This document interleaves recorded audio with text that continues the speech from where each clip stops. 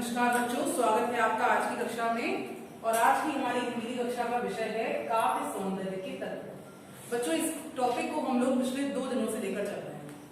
ठीक है, पहले दिन हम लोगों ने जाना था कि काव्य सौंदर्य के तत्व होता क्या है, कौन कौन से तत्व हैं जो काव्य सौंदर्य के तत्व कहलाते हैं। कल हम लोगों ने चर्चा करी थी। बता सकता है कोई कितने तत्व हैं? संख्या बताइए। हाँ बताइए। बिल्कुल सही, शाबाश। पलक ने बिल्कुल सही बताया। रस, छंद और अलंकार ये काव्य को सुंदर बनाने वाले तत्व हैं। और उसके अंतर्गत कल हम लोगों ने रस पढ़ा था। अगली कक्षा हमारी रस की हुई थी और आज की हमारी कक्षा का विषय होगा अलंकार। संस्कृत में ऋषि हुए हैं दंडी, कवि दंडी। महाकवि दंडी का नाम बड़े सम्मान के साथ लिया जाता है। उन्होंने कहा है कि काव्य शोभा करान धर्मान अलंकारान प्रचक्षते, यानी कि काव्य की शोभा को बढ़ाने वाले जो साधन हैं वो अलंकार कहलाते हैं। अगर एक बुलावा चल रहा है, मान लीजिए दुल्हन को हम लेकर आए और हमने उसको ऐसे ही साधारण कपड़ों में बैठा दिया, क्या वो दुल्हन सुंदर लगेगी, शोभायमान होगी? नहीं। अगर वही हम उसको बहुत अच्छे से कपड़े पहना दें और सुंदर सुंदर उसे आभूषण पहना दें तो वही दुल्हन पूरे बुलावे की शोभा बन जाती है और हर कोई उसको देखना चाहता है उसकी घूंघट में कैसी लग रही है।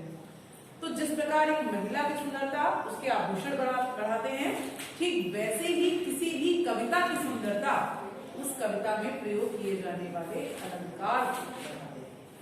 एक बात अगर हम सीधी सीधी बोलते हैं तो उसका प्रभाव अलग होता है, और अगर एक बात के साथ में हम कुछ कहावत जोड़ दें या हम शब्दों को कुछ इस प्रकार से जोड़ें कि वो सुनने में बहुत अच्छी लगे तो वही चीज हमारे लिए अलग हो जाती है और अच्छी हो जाती है।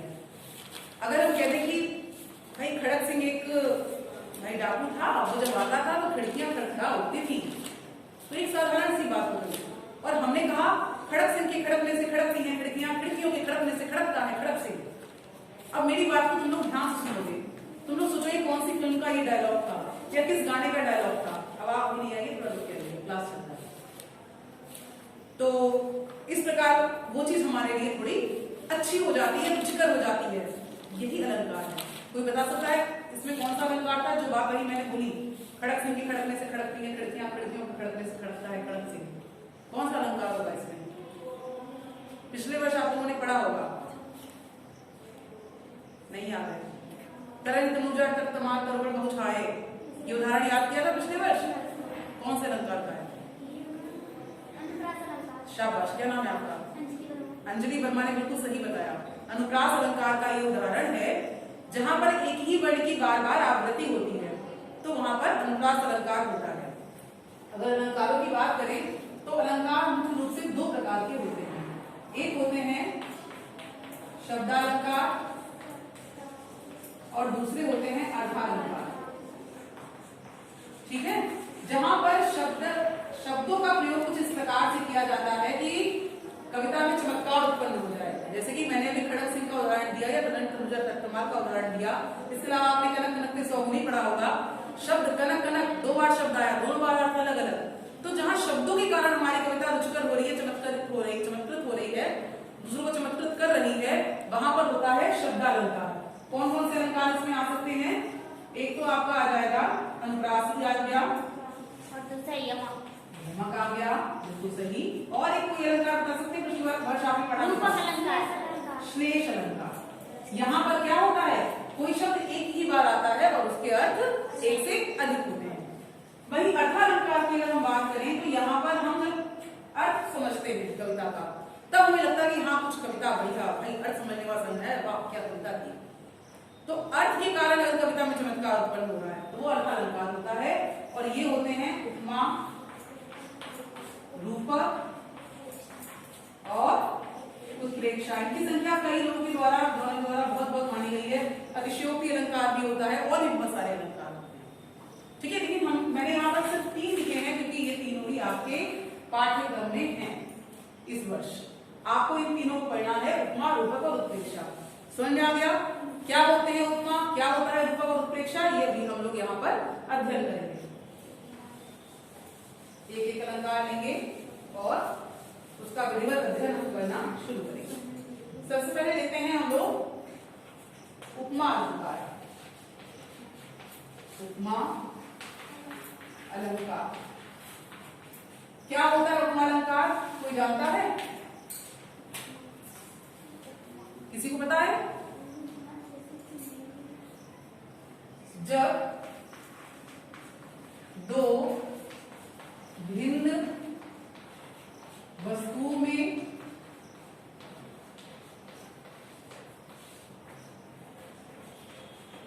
किसी साधारण गुणधर्म के आधार पर किसी समान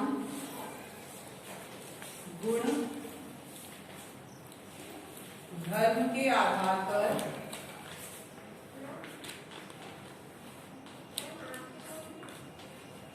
बेटा मैं पढ़ा रही हूँ तो अभी मैं नहीं बता सकती ना, आज का मैडम कहाँ है, आप देखिए ड्यूटी उनको, मुझे नहीं पता। के आधार पर जब दो भिन्न वस्तुओं में किसी समान गुणधर्म के आधार पर समानता या तुलना की जाती है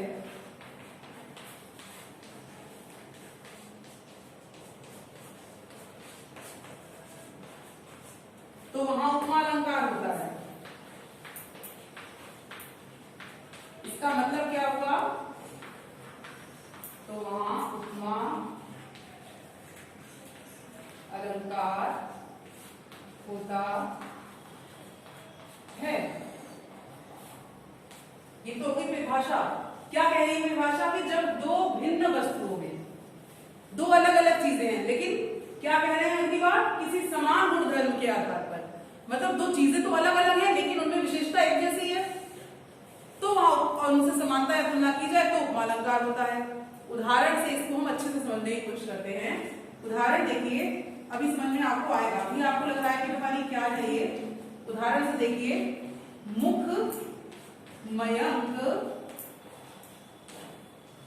सम मंजू मनोहर।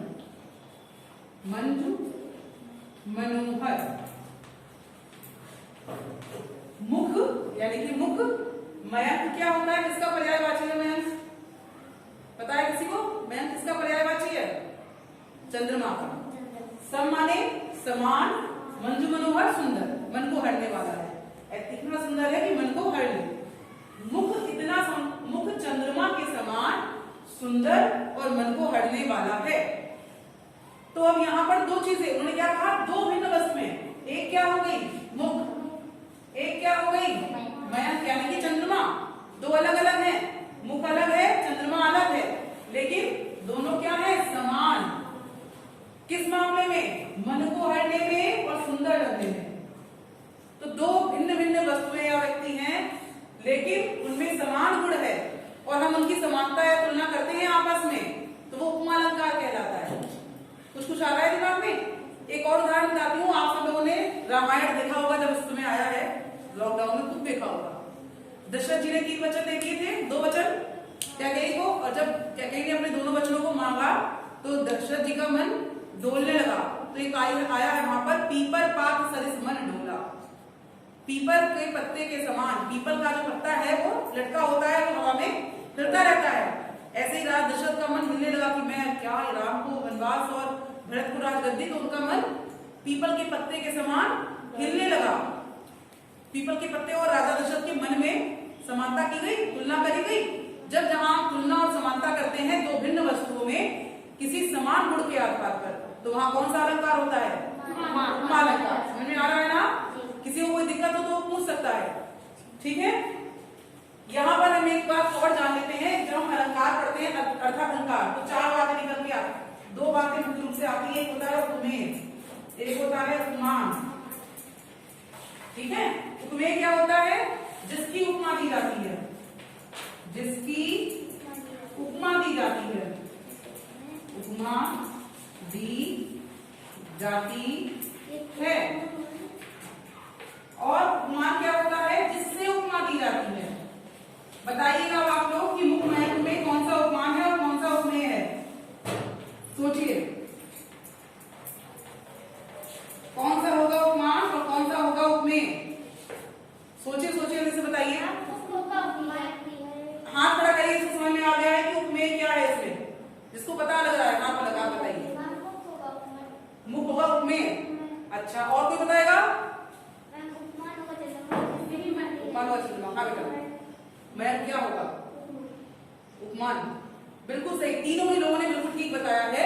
यहाँ पर मुख की उपमा दी जा रही है, तो मुख हो गया हमारा उपमेय, और जिससे उपमा दी जा रही है वो क्या है? चंद्रमा, यानी कि मयंक।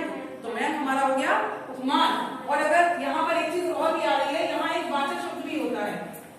वाचक शब्द कभी कभी कविता में एक ऐसा शब्द आ जाता है जो बता देता है कि ये कविता कौन से रस की है या कौन से अलंकार की है।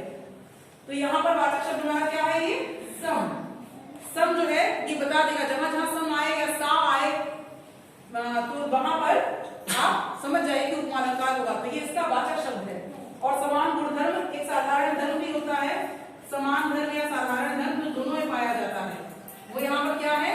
मंजू और मनोहर। भाई दोनों ही मंजू और दोनों ही मनोहर है, दोनों ही सुंदर और मन को हरने वाले हैं। आपको ये सब लिखने की आवश्यकता नहीं है, मैंने समझा दिया बस आपको।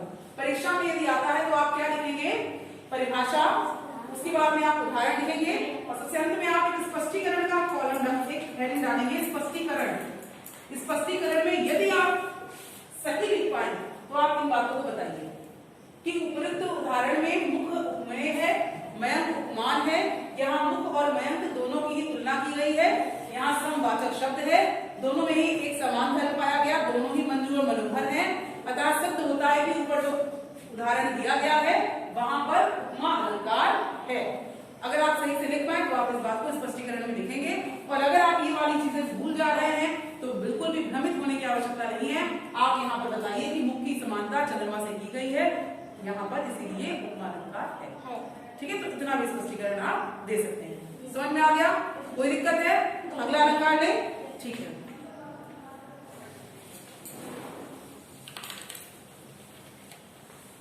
जब आप इसे मोबाइल पर देखें तो आप चाहें तो वहां पर रुक सकते हैं, स्क्रीनशॉट ले सकते हैं, तो आपको ये लिखा हुआ भी प्राप्त हो जाएगा।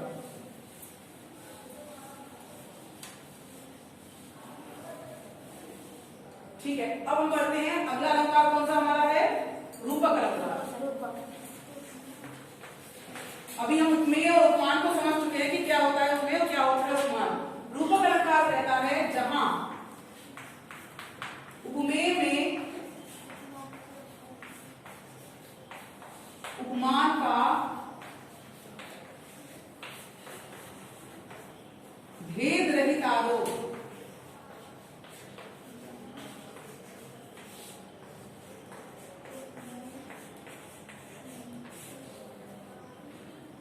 किया जाता है, वहां रूपक अलंकार होता है।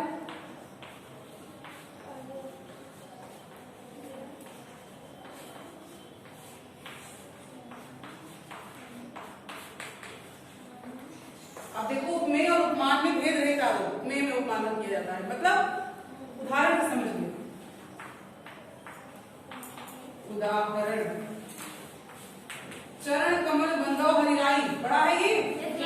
किसका है? कौन कवि का नाम बताइए?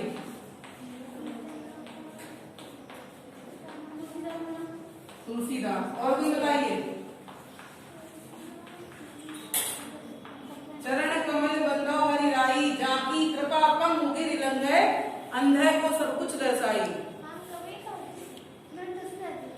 बहिरो सुने मुख पुनि बोले, रंग चले सिर छत्र धराई। बिल्कुल सही, सूरदास जी का प्रथम पद यही है। ठीक है, क्या कहा गया है यहाँ पर? चरण और कमल, एक उपमेय है एक उपमान है। चरण पैरों को, कमल चरण में क्या है कि सूरदास जी कहते हैं मैं हरि के, भगवान के चरण कमलों की वंदना करता हूँ। अब यहाँ पर चरणों की कोई समानता नहीं है। ये नहीं कह रहे कि जो कमल के समान चरण है उनकी वंदना करता हूँ, वो कह रहे हैं चरण कमलों की वंदना करता हूँ। चरण को कमल ही मान लिया। अगर मैं कहूं तुम तो ऐसे गरजते हो, ऐसा लगता है शेर आ गया, तो कौन सा अलंकार होगा? उपमा। और मैंने कहा अरे तुम तो शेर हो, यानी कि मैंने शेर ही मान लिया, तो क्या हो गया? रूपक। चरण को कमल ही मान लिया। अब ये नहीं कह रहे कि चरण कमल के समान है, समानता नहीं करी गई, तुलना नहीं करी गई, बल्कि उपमेय को ही उपमान मान लिया गया, उपमेय को उपमान कह दिया गया। मैंने कहा तुम बहुत सुंदर हो, तुम तो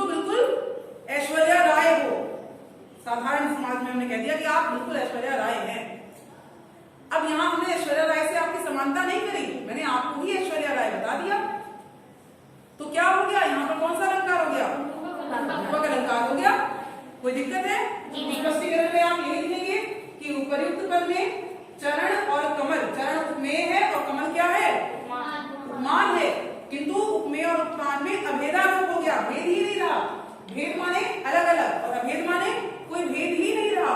अभेदारोप होने के कारण यहाँ पर रूपक अलंकार है। आया समझ में? आपको आया बेटा? दयावती समझ में आ रहा है? अभी प्रश्न करूंगी मैं, अभी पूछती हूँ मैं, कुछ उदाहरण दूंगी, आपको बताना होगा उपमेय उपमान क्या होता है और उनका पहचान करना। हाँ, उदाहरण लिख लीजिए, नोट कर लीजिए।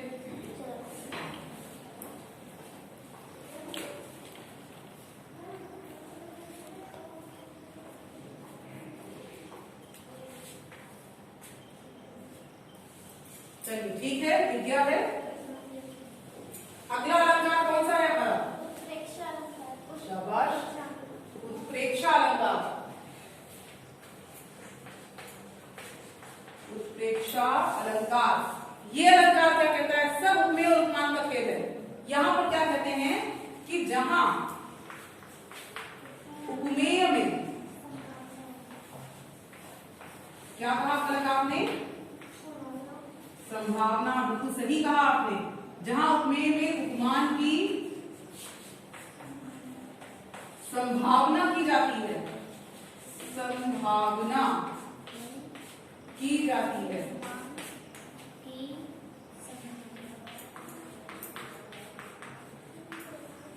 वहां उत्प्रेक्षा अलंकार होता है। अब ये क्या संभावना क्या है भाई, उदाहरण से हम लोग इसको समझेंगे। उत्प्रेक्षा अलंकार होता है, उदाहरण से समझने की कोशिश करते हैं। अब यहाँ पर ना तो समानता है ना ही एक रूपता है, चाहे एक रूपता कह लो चाहे अभेदारोप कह लो, एक ही बात है। तो ना तो यहाँ पर एक रूपता है और ना ही यहाँ पर समानता है, यहाँ क्या है, संभावना। जहां उपमेय में उपमान की संभावना की जाती है वहां उत्प्रेक्षा अलंकार होता है। एक लाइन और जोड़ लो, इसके वाचक शब्द, अभी मैंने उपमा अलंकार में वाचक शब्द बताया था, इस क्या वाचक शब्द बताया था, मुखमयंक सम मंजू मनोहर, वाचक शब्द क्या था इसमें, सम, सम, बिल्कुल सही।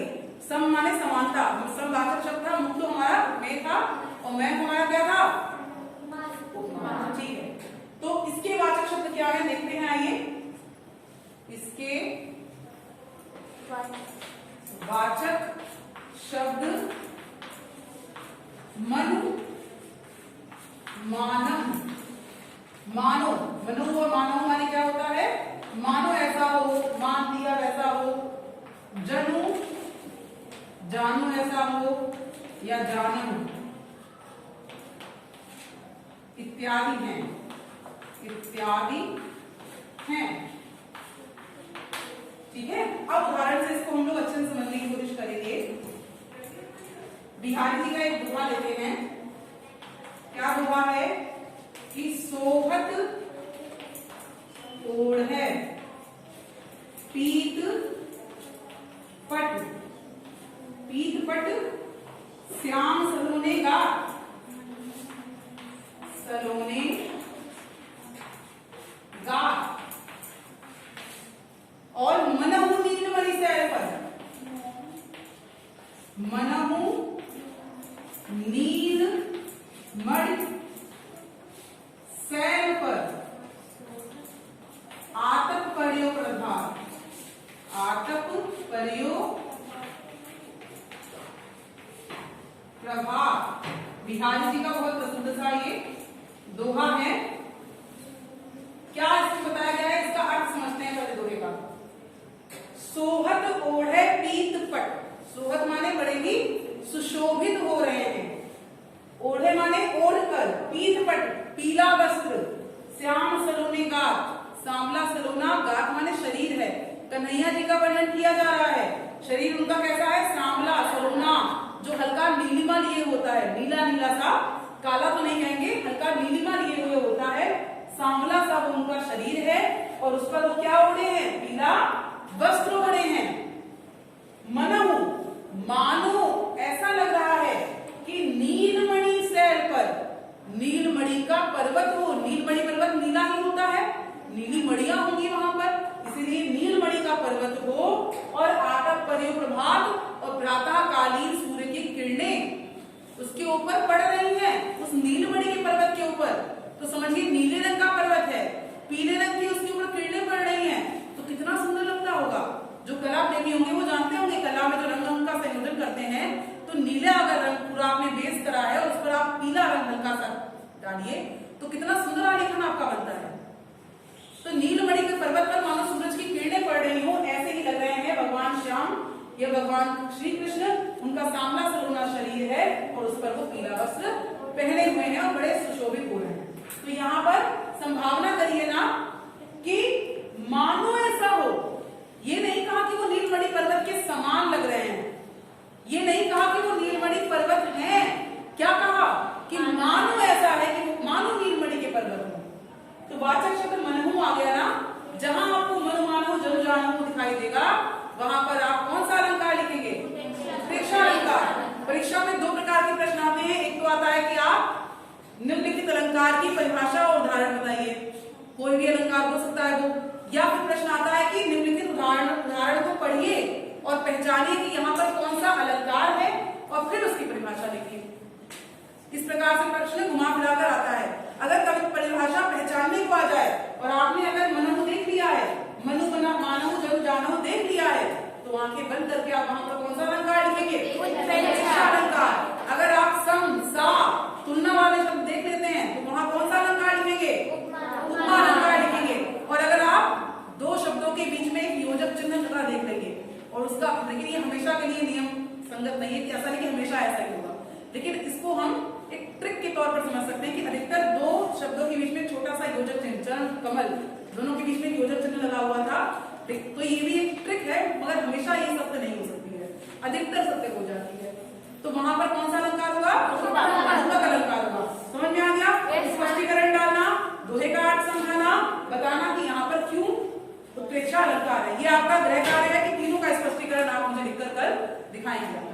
क्लियर हो गया? आओ संक्षेप में एक बार फिर से देख लेते हैं, सारे अलंकारों को एक दृष्टि में देखने की कोशिश करेंगे।